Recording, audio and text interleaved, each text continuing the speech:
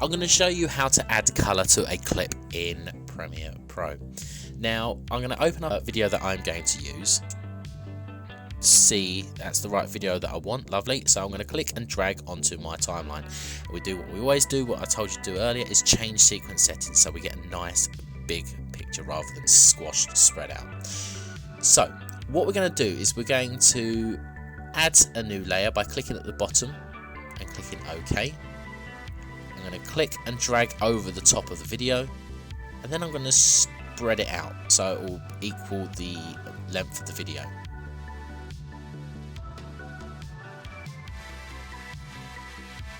I go to effects, I go to video effects and color correction. I go down to the bottom of color correction and find tint. And once I found that, I click and drag onto the adjustment layer, not the actual clip. And as you can see, it's transformed the colors to black and white. So I'm going to just change the black and white color. I'm just going to experiment. So I'm going to look at light ocean colors. So I'm going to go for a really nice blue, and as you can see, it's tinted the blue around.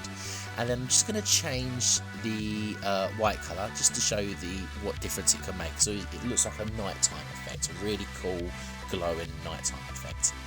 But I'll show you a different way. We're going to go back to the white, and we're going to imagine that it's sunset or sunrise, okay, and we're going to use a nice orange, and it shows a really cool tinting effect.